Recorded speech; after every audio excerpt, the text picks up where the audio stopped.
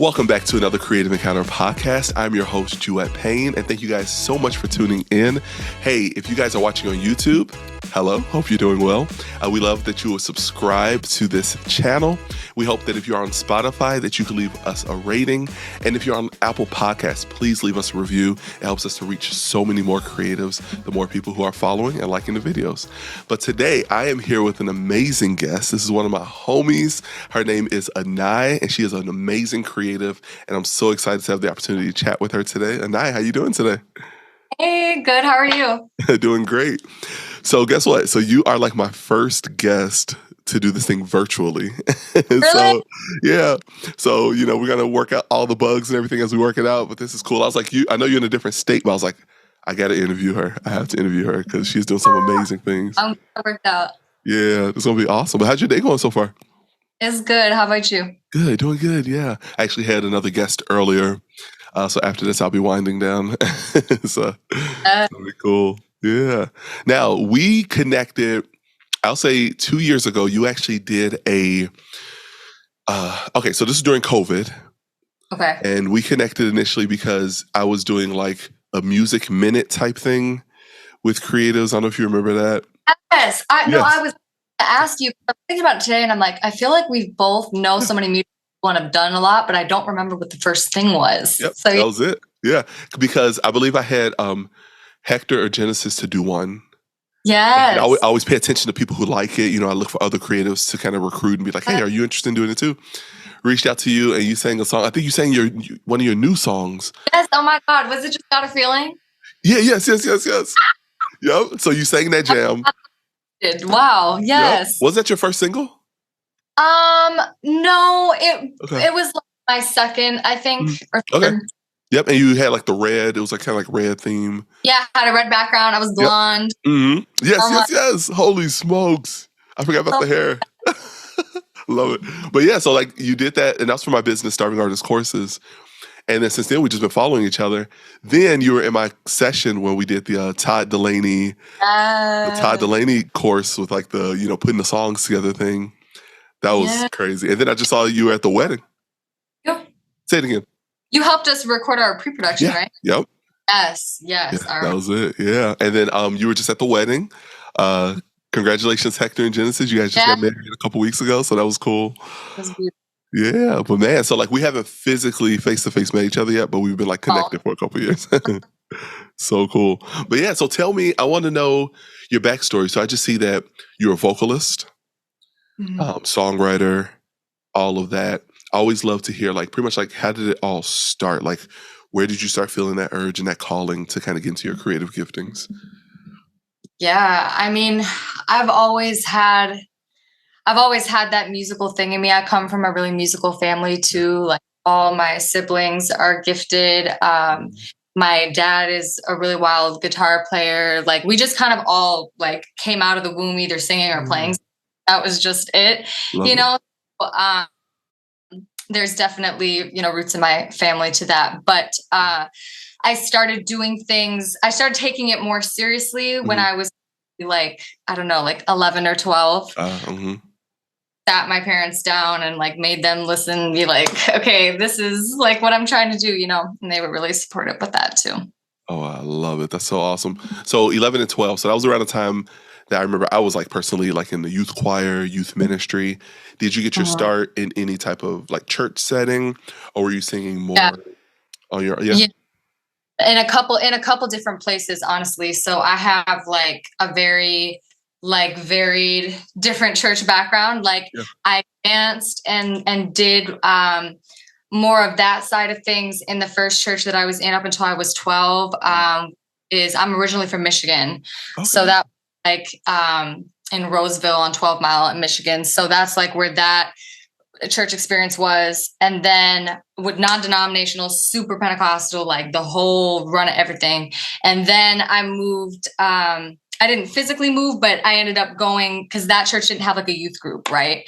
So when I wanted to really go to a youth group, it was an AG church then. And it was just an entirely different experience, an entirely different way of like even what leading a song means, right? Like they're not using BGVs the way that we were using BGV, all of that. But so I had, that experience. And then my family like came from super rock, like my dad's guitar player, like they're all like rock dudes. So Nice.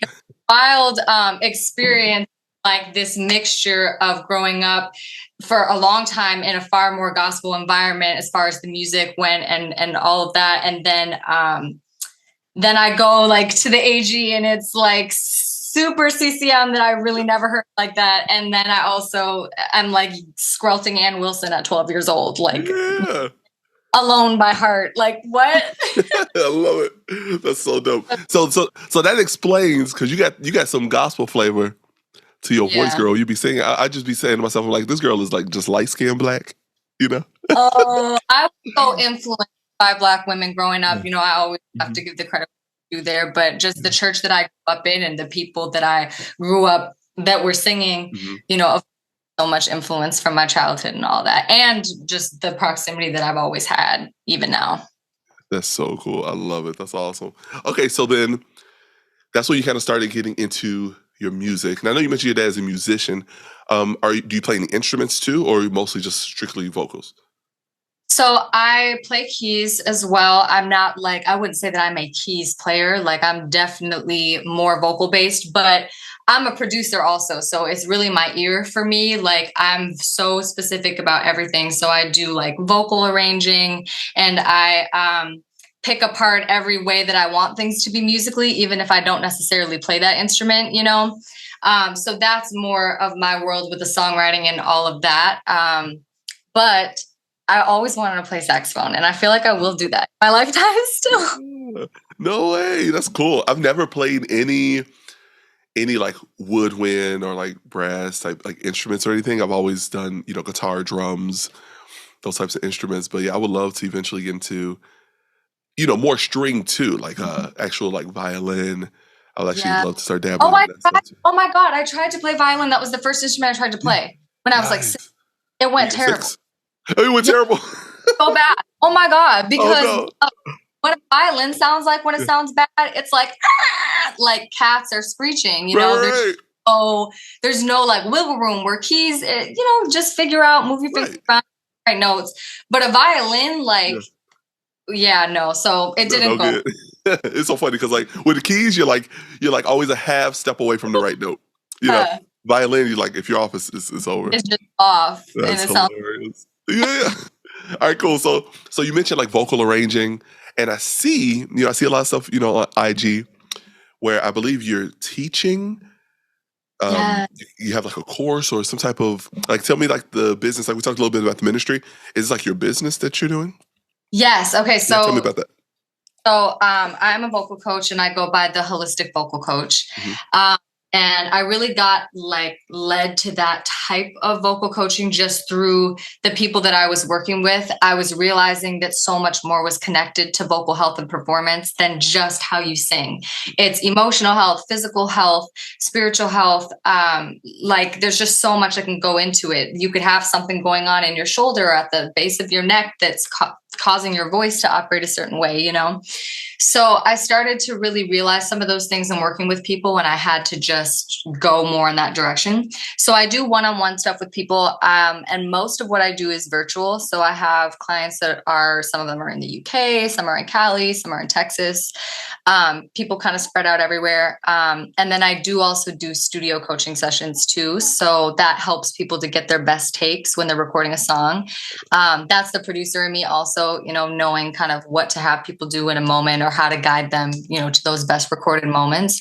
So that's what I do with that. But that also falls even under a larger business that me and a couple of my best friends run called Wholemvmnt, which is a virtual music production company and social media marketing for indie artists. Yeah, I love it. You were telling me a bit about that, I think last year.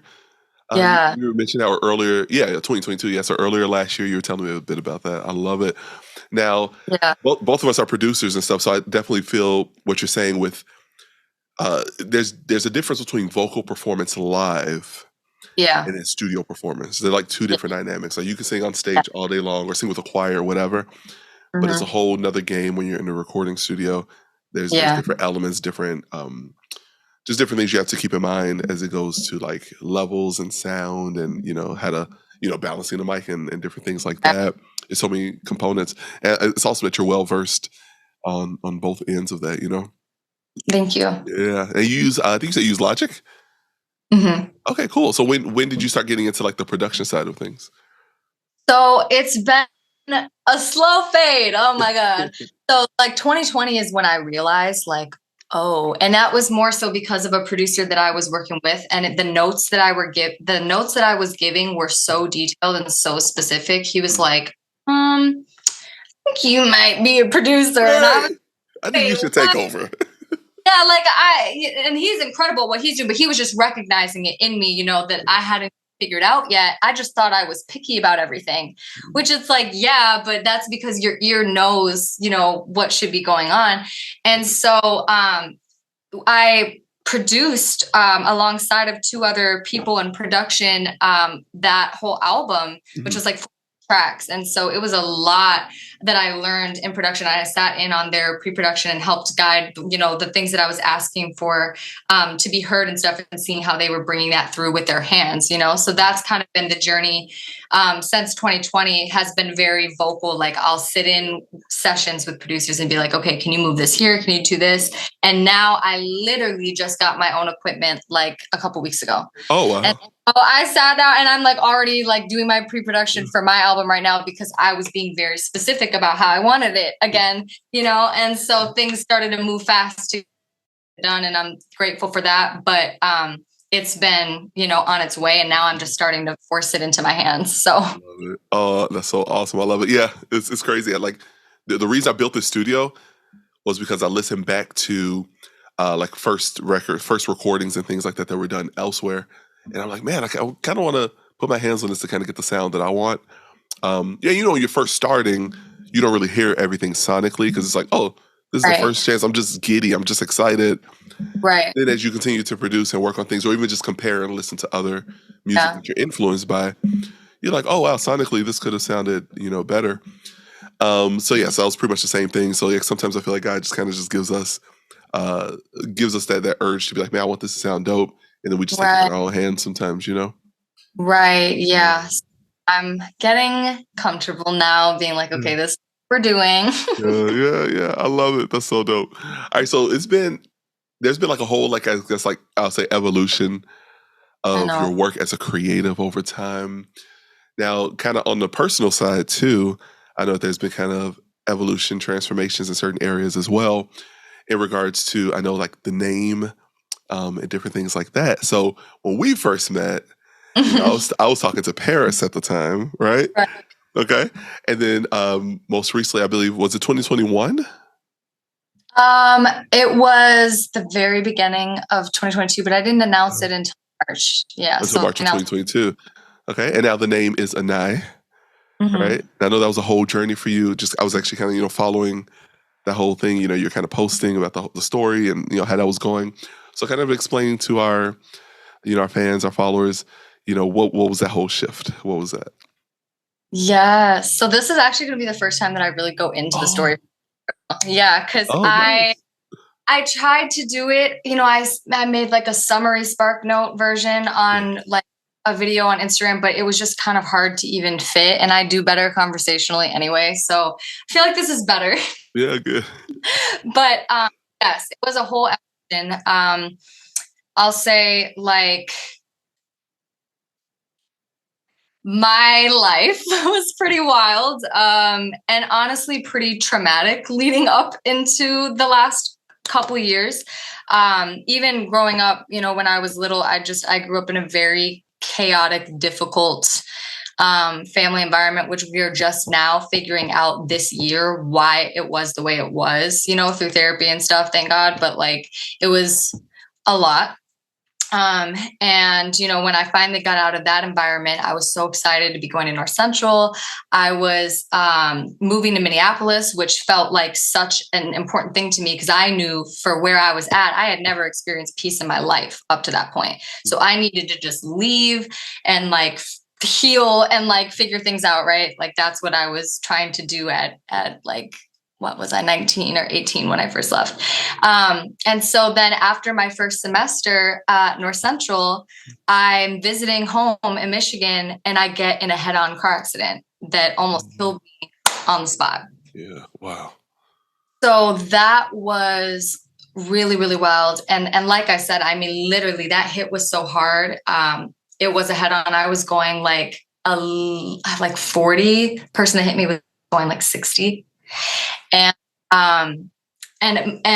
yeah, so that hit alone, like when I even had consciousness, like I remember not being able to feel anything at all, and like feeling my actual spirit like leaving my body. Like I felt it starting to leave my chest, and I just like exhaled because I didn't have enough like to make any tone with my voice, but I exhaled Jesus 3 times, and on the 3rd time it came back into my body, and then I could feel everything. Wow. Come on.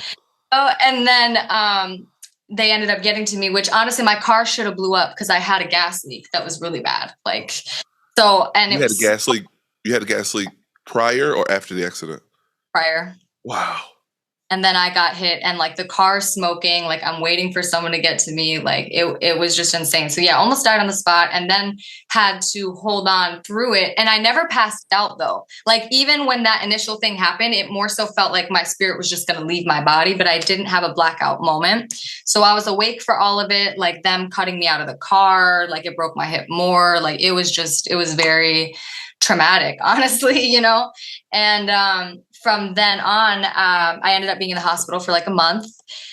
And then I got stuck back at home, you know, where I had just gotten out. And I was trying to start life, you know, in some normalcy. And then this happens. And now I'm bedridden for like 6 months that my parents had to turn the dining room into like a home hospital thing, which my car great. I had State Farm and I had a good package. So what I needed was paid for, thank God. But, you know, so then I'm there and, dealing with that. And I was in a wheelchair for a long time. I had like between the initial surgeries and then even after I came back to Minnesota, I had a hip replacement. I've had like 9 or 10 surgeries. And so, it was just back to back to back, like trying to survive literally for years because that accident happened July 19th. I ended up going back to school January, the beginning of that next January. I just came back to Minnesota on a walker. I didn't care. I would rather die trying than like die in that environment because I'm also depressed and like not okay in that way, you know? So like, I would rather be in a healing environment and like, if I die trying, I die, but I'm going to try.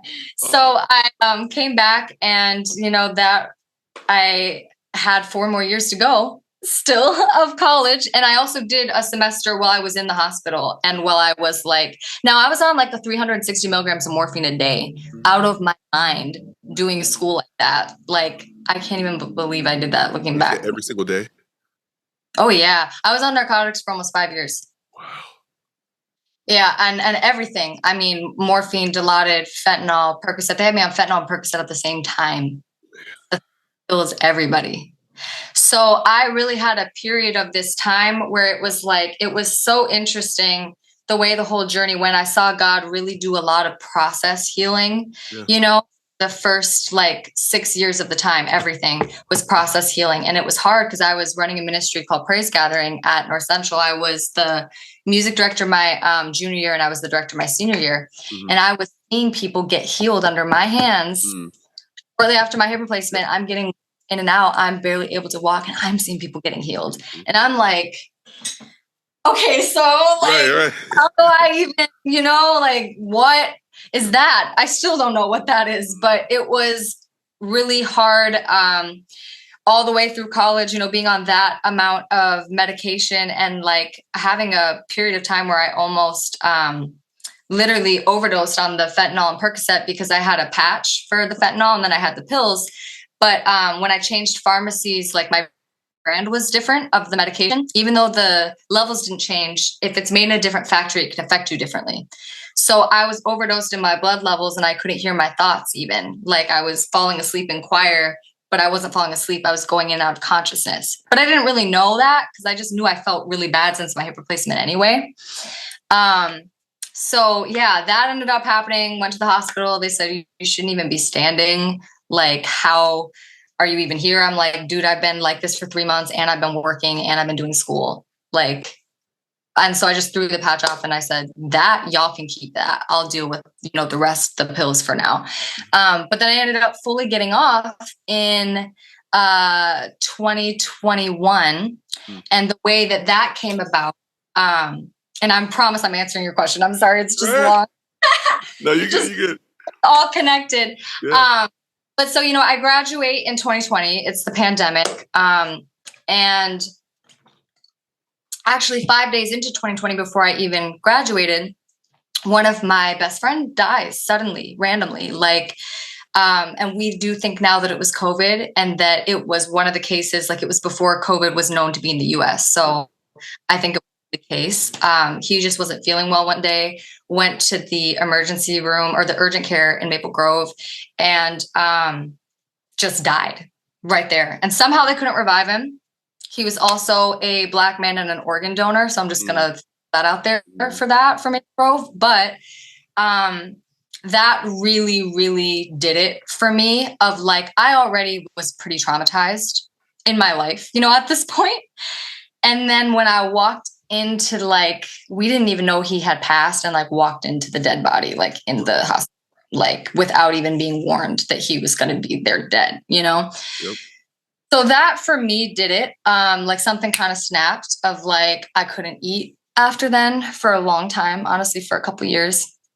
And I just was I had to really go on a very different journey of deconstructing some things and really okay, what is going on here? And even what I believed about God and stuff, it was a whole journey. And so then I was filling his shoes as the worship pastor at the church that we were at. He dies and then I'm the replacement and I'm still in school and I'm still on all these medications and I'm still on, limping and just all the things. So it got to a point where I just burned myself out for so long. And I pushed through and I pushed through and I pushed through and I did ministry and I existed, because I was doing the best I could and I didn't want to be them. But it got to a point where my health got so bad, and I wasn't eating the beginning of 2021, where my physical therapist said, you need to go, you need to leave and go somewhere warm, literally sell what you have and go. Cause I don't think you're going to make it if you don't. And so I literally 3 weeks later, sold everything I had, packed up my car and me and my friend moved to Florida. We thought we were moving because God literally had to trick me because I'm so stubborn. I thought I was moving, but it was really that I was getting led to Florida so that I could get off of narcotics. Oh, wow. And what people don't realize about getting off of narcotics, it is an extreme process. Withdrawal, you're shaking, you're in cold sweats, you're throwing up, you're running to the bathroom a million times, your body temp can't regulate. You can literally die. It's very, very, very extreme. And so what I knew is I couldn't do that in Minneapolis because it's too cold and I'm already cold intolerant with metal in my body, right? I don't think I could do that and be here. But God told me, when I was packing, I went to pack my pill bottle and I literally heard, you're not refilling that. And I was like, oh, so we're doing this now. So 2 weeks there, one morning I woke up and normally the way that it would go is when you get to a certain point of because every time you take a narcotic, it multiplies the pain receptors in your brain. Okay. So it's you take one for your pain and then it makes 3 more that need to be filled. And that's what makes it addictive. So by that point, my pain wasn't even really being fixed. It was all the ghost pain that was being handled. If I woke up and I slept for too many hours without taking one, I would feel like I got hit by a bus and I couldn't move. And I couldn't move until I took one, but I was still in pain. Yeah. That's not real pain management. That's literally ruining your brain with all these pain receptors and messing your dopamine levels up. So, I woke up one morning though, and I just said, I'm going to see how far I can go.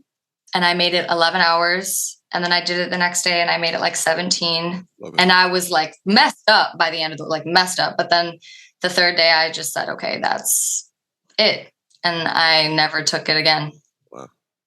And now, mind you, I had to be in Florida because it was super warm and they had a medical marijuana program. And that I will always have to be outspoken about is what helped me get off of narcotics. Mm-hmm. And I'm so thankful that Florida has the medical program that they do. And I do hope at one point that this state can get on that program because people don't need to be on narcotics their whole life. Mm-hmm. And cannabis doesn't make there be more pain receptors in your brain. Mm-hmm. So really, like God told me in that timing, I had to just be away from everything and I had to leave and I had to get off of the meds.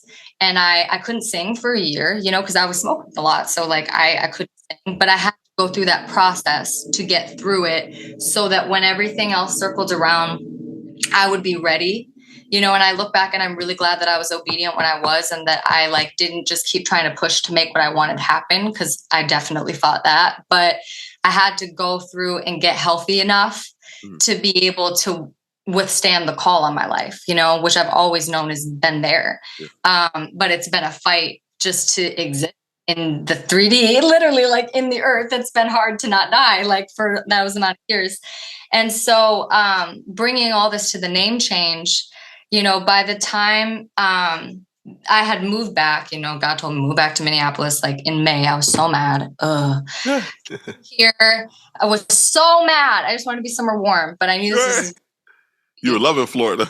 Oh, I was loving Florida. I was glowing. I was eating good, having juice all the time. Right. You bought your drink. Florida, okay? But yeah, Minnesota is unseasoned. It's frigid. It's cold. I'm not a fan of those things, but I know I'm supposed to. No. But so it was Christmas time though. And what's crazy is I prophesied this for 2 years almost because I felt it in 2020. One day I was literally just sitting on the couch with my friend and I just said, Christmas is coming. And I didn't even know why I said that. I just said it and I felt it. And I'm like, I don't know what that means, but Christmas is coming and like something is going to happen and it's really important.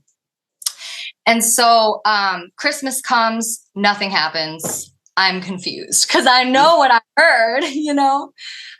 Christmas the next year happens. I'm not really thinking about it that much anymore. But that was the Christmas that it was talking about. Basically, it was me and 3 of my friends. We were all at Elijah's house and we were having Christmas dinner, painting together. Like that was the vibe, you know, whatever. And later in the night, it was me and Judah that were sitting outside in the garage, and I had the dog because the dog had been traumatized earlier that night. So like he needed to just be held. So that was my job. I felt like was to just hold this dog because I also knew that Elijah and our other friend were talking about something important in the house. So I'm like, okay, I'll just hold this dog, be here. Right. But God already told me that there was like a specific reason for that. So I'm like, okay. And all of a sudden Elijah comes out. His purpose was like trying to get a piece of gum, but then he just diverted and was like, oh my God, like y'all have no idea what God is like about to do right now. Like it's all coming, the things that you've been dreaming, the things that you've been seeing. Cause I had been having dreams really that whole year, like of information of like future thing. And it was very overwhelming because I wasn't mature enough to understand timing at that time yet, you know, but when you have a gift like that and it's just all coming at you, that's kind of what I was experiencing and what a few of us were experiencing. And so then he turns to Judah and he started praying over him, which again was random, but I was over there with Tucker with the dog and he's like, okay, P, come over here and pray with me, whatever. And so I come with the dog. And as soon as I get over there, the most like ancient sounding tongues I have ever. And that's my best friend. So I know what his tongues sound like. Okay. Like, well, that was not normal. Ancient sounding tongues. And I immediately start falling out. And I'm like, oh my God, I'm going down. And I have the dog in my arm. He literally picks me up with one arm, puts me in the chair. I go out of the chair. The dog goes out. Judah goes out. Everybody's out in the garage for no reason. The Lord just took us out. Now, I never experienced that before. And like I said, I came from a really Pentecostal church. But I saw a lot of manipulation. I've been pushed. I'll push you back. Don't play with God. Don't play with me. I don't think that's funny. So that surprised me. Like, okay, so this is a thing. like, and so when I was down, it was like I was seeing all these dreams that I had previously had and how certain things were actually going to come together and whatever. Certain things I feel like I can't even like verbally communicate still, but that my spirit knew. But from that day on, it was nothing but miracles for like 3 weeks. Like we never seen, dude. Like I got rapidly healed in so many areas. Now, mind you, up to this point, I had only ever really seen process healing. I had seen one rapid healing in my life when I had a tumor in my uterus, and like it randomly wasn't there when they went to go do surgery on it. But other than that, like it had just, been all this process healing. And through this span of like a week or two, I had gotten like, my foot got significantly healed, which would always swell really big. Like my feet have always been 2 different sizes since the accident. My foot went down significantly. My lungs got healed, right? Like I had to smoke a lot when I was going through the height of the withdrawal. And so that got healed, thank God, because I needed to start singing again. Like, my eating, I hadn't really ate since Sav died. And then when I went through the withdrawals, you lose your appetite even more and you're even more nauseous. Was that your worship leader friend? Yeah. Yeah. Yeah. So, appetite came back and I've eaten since. Like it was literally in a moment though. Like all of a sudden I'm hungry the next morning. Like, womb got healed. Cause like I said, I had previously had history of having issues. Right. Wow. My period literally started the next day. Like, and that was not the schedule I was on. I knew when I was due for that, and that it just wasn't that, but that had gotten much happened so fast. And not even just that, but I also feel like, a lot of the trauma that I carried on my body specifically got released. And, like even from the accident specifically, or like I had such bad PTSD. I remember one of these days when I was kind of rapidly going through all this, me and Elijah switched cars. And when we switched cars, I just had a complete panic attack. I had to drive his other car and it just was, the levels weren't perfect for me to see right. And there was snow. And I really started panicking. And when I drove an hour to the city and I was fully out of my body as I was driving because I was so disassociated, and that was a problem up since my accident is disassociating and kind of leaving my body at certain times. Cause I kind of got good at doing that when I was in the hospital and I needed to like leave for pain's sake, which can be terribly unhealthy. And it was at that time. So I, had a panic attack, whatever. We got to the place and like switched cars and like literally prayed me back into my body, but like also all of the PTSD off. And like, I've not had an episode while driving literally since. Love it. Wow. And for someone hit head on, dude, like that, it's a level of hit that like now I'm obviously have a different level of caution than I feel like people that haven't went that have, but I'm not so like where if the littlest thing changes, I could all of a sudden feel like I can't handle driving. That's where paranoia. Yeah. So it was so much that got healed. And it was crazy because because I was with Elijah for a while because my household had COVID. So I had to stay with his family. So that's why I was there for like a whole period of time. And God was really using that period of time because in 2017, God spoke to him and gave him a word that he was going to be a part of my physical healing. And we didn't know how it was going to happen or like what that really meant. And I kind of forgot about that even, but this was the manifestation of that happening. Wow. And so, there was one day though where we were going to move my car because like Robbinsdale was going to tow. And I was reading this Hebrew word book and I read the word yada, which means knowledge by experience. But in your English Bible, you would just read the word knowledge. But like the Jewish understanding of that is like that there was an understanding of Yahweh by experience, not by conceptual knowledge. Yep. So knowledge wouldn't be a great way to say that, right? So I was kind of like breaking that down and like teaching it a little bit. And we randomly both fell out in the car. And honestly, like when we got up, like his foot was on the brake. Like the car wasn't even in park. We were down for like an hour, got up and we were like, wait, what just happened? And then like he had a word of some other stuff like attached to my purpose and stuff. But then he said, and your name's not even Paris. God hid that too. And as soon as he said it, I remembered. I swear I remembered that was true. And I was so freaked out because I was like, wait, I know that, but I don't know why I know that. But what is it even? When even, you know, and I thought maybe it's when I'm in my 30s or like older, whatever. This is December 27th, right? I got a thing with sevens, and God really be using that number to speak to me crazy. And I just have an attachment with that. And I had learned that recently, like I was seeing it all the time. So December 27th is when that happens. January 7th, we're in the car, not even talking to each other about anything. Goes into the tongues. I get taken out. I'm like, dang, we're here again. Like, what is this for? You know? And in his tongues, I heard Anai multiple times. And when I heard it, I saw the spelling. I knew it was a Hebrew word, and I knew it was my name. I just knew. And I was like so freaked out. I like didn't even look it up for hours because I was like, dude, like, no way that is what just happened. And when I looked it up exactly how I saw it spelled in my head, Anai, it said that Anai is a Hebrew girl name that means God has favored based on numerology value number 7. That's crazy. Stop. No. Stop right now. Repeat what you just said right now. Right now.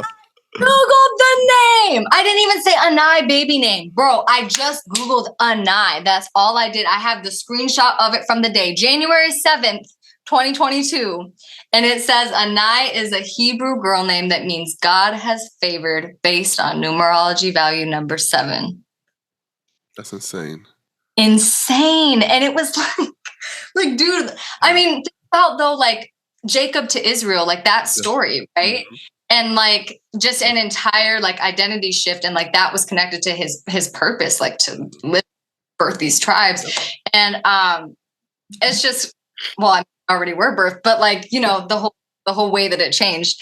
So it was really one of those moments. And from that time on, it was like a whole different set of evolution. And even though I don't live the normal quote unquote physical mobility life, like my hip is still, I can't move it certain ways or whatever, you know, I still got to hold people's hands walking on ice or whatever, but I do not exist in the physical existence that I was in then by any means, you know? And now I'm more able to really be on the journey of like, okay, now I can be actually going to the gym a little bit and like, I have to be careful, but I can actually move on some of these things where before it was just too much that I literally couldn't. And so I feel like part of when my name changed, though, some of what I carried that was attached to physical things that attacked me dropped with the name change. And I started to see, and I've always had a lot of favor on just me. Like that's been something I carried before it got placed in my name. That was another confirmation, because that was something that people have always said, like, you have so much favor, you know? And then when it got changed though, like, and especially legally, like just the favor that I had in certain groups or people or area, it didn't even make sense. It was literally nothing but God, like that did that, you know? So and this wasn't on your radar prior at all. Just no. Okay, so first of all, this is phenomenal. This is crazy. But you have to tell me that's so much emotion behind that on a lot of fronts. So like with you, your whole identity is in your name. Everyone's identity is in your name. This is what your parents named you. It's your entire life. Everyone calls you by that name. It's what you respond to, et cetera, right? So with that change, how were you emotionally? How was it when you told your family, you know?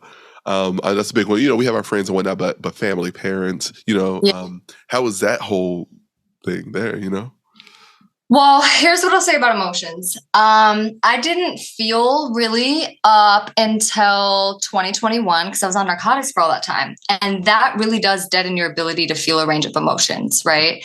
So my range of emotion was either like rage or like excited and bliss, like, or like I'm chilling. But well, I don't even think there was a chilling. So one of those two, right? I kind of always in survival mode anyway, but then I also didn't have the ability to feel. Like someone could be breaking down in front of me sometimes and I'd be like, you know, so yeah, that was hard. But then I all of a sudden get off. And as I'm withdrawing and detoxing, certain amounts of being able to feel are coming back. So think about this for someone who hasn't felt in like years. Yeah. And now I'm all of a sudden having to feel everything that I haven't felt my whole life. So it was very hard. Like a rush. Yeah. So it was less about the name itself, but just all of a sudden being able to feel again, like that was transitioning around that time and everything. But when the name happened, it was crazy because the next day I went to sign a Christmas card and it came out of my hand. Like I remembered, like my new signature came out of my hand, and I literally still have paper that I wrote it on because it was so freaky, like it just flew out. And so it was almost like I didn't have to do any adjusting. It was like God just flipped a switch where was that it came out of my hand. I never forgot, and it's crazy because even like the people around me that were in my close proximity, like my best friend, like the way that they all transitioned was so like there weren't even many slip ups, which there's slip ups because that's a huge thing. But it was interesting how, or when I told my boyfriend, like that was because I didn't have super close proximity to my family at that time. So I knew they were going to be upset about it, but I felt like they were going to be upset either way. So I kind of already knew what that was going to be. But like in that situation, I'm like, man, he's either going to think I'm insane or he's going to get it. And he got it. So good. Situation that there's just no other way to say than what happened. And it's like so wild, but yeah. So I did not really announce it much to anyone except the people that were involved in the situation. And that was because I wanted to make sure that I wasn't swayed in my decision anyway. And I only told who I felt like I really had to, that I saw on a day-to-day basis. Because this had happened in, January is when the name came through. And so I didn't announce it until March. But it felt very pressing, like it's important that you move along on this. But I took a few months and just let the very closest people to me know. At that point, my family didn't feel like the safest to bring into that conversation. And even though I wish I could have done it differently, I don't think it would have went well, though, with the communication tools that we had then.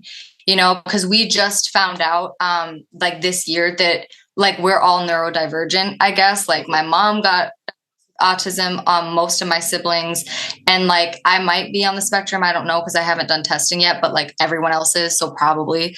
But so we're just now figuring out how to even try to have a healthy dynamic because none of us ever have, So at that point, I didn't feel like I could bring that to them because it was going to be made into something else. And I needed it to really be like what God told me to do and that I acted on it, So they were definitely hurt by that. And we've talked through it now recently. And I'm like, truly, it was just because I was really trying to follow this transformation thing that was happening for me, But yeah, so we're still working on it, but yeah. Man. That was deep. That whole story was deep. I love it. I love how you gave that analogy. Jacob, Israel, Sarai, Sarah, Simon, Peter, Saul, Paul, all these name changes in scripture was God calling and shifting people into their destiny and what he was calling them to do for the kingdom of heaven. It's insane. Yeah. I love the favor piece of it. Like you are favored in whatever God is calling you to. So pretty much staying in line with him, staying connected with him, so much so that like when he says something, like you already sense like this is what he's calling me to do. And that's good. But now like it's going to be favored. Like he's going to take care of it too. So I just literally have to just be ready. Yeah. Step into it, Right. So dope, and dope. Getting that part has been what's been, all these years of physical, spiritual, emotional preparation. I don't even think I realized until recently some of what I'm prepared for. And I'm like, oh, okay. Yep. Oh man, I love it. It's so dope. Okay. So tell me So we want to tell all our fans, I want them to be able to connect with you and reach you with everything that you're doing. So tell me something upcoming that you're working on as an artist, upcoming project, something that we should maybe expect maybe this year, maybe, I don't know. And then after that, how we will be able to connect with you. Yeah. So, okay, I have a single coming. It's either going to be February 27th or March 7th. Because like I said, got the sevens, got to have 7 in there. It's going to be a single first. And then it is going to be a full album as well. That is going to be this year. Whoa. But it's really been in progress for a long time. And there's a reason why I haven't released that much music, even though I've been in the game doing what I've been doing. I've done a lot of music for other people and with other people and stuff, but I kind of had a knowing that like I didn't know what my sound was yet until it was given to me.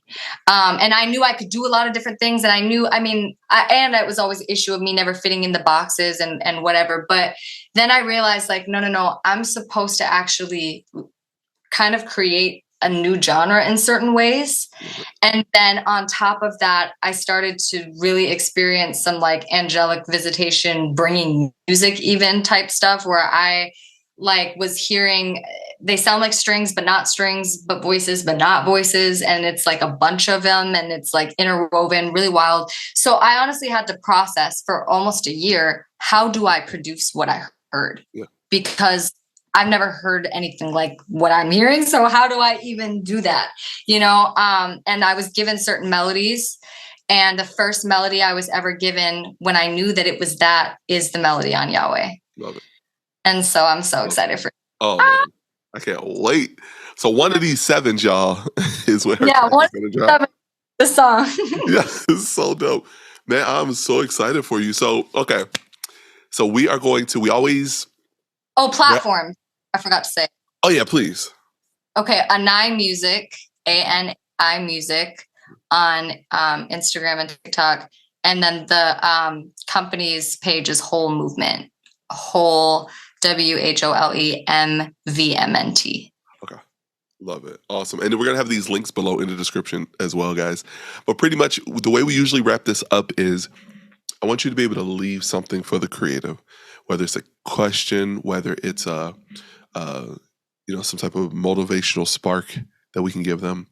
What's something that we can leave for the creative to ponder on as they, watch this and afterwards, just something to reflect on. Yeah. I would say to really start to look at the things that are different about you that maybe you thought were weaknesses and reassess them, because they might just be your greatest creative strengths. And it might be that you didn't fit into things because you were supposed to do it in a new way or release a new thing of that. And I think that we're in a season right now where I'm seeing a lot of creatives all of a sudden realizing like, oh, this is why I felt torn between those things my whole life. It was because I was supposed to merge and combine, and it wasn't as black and white as it was made to sound, whatever. I just encourage everyone to go on that journey. And if you need help producing your music, hit me up. Got a whole team.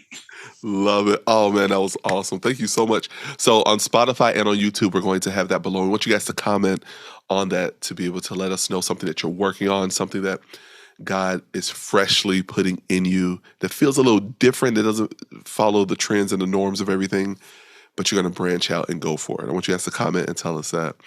But Anai, this was an amazing interview. I'm honored that we... Thank you for having me.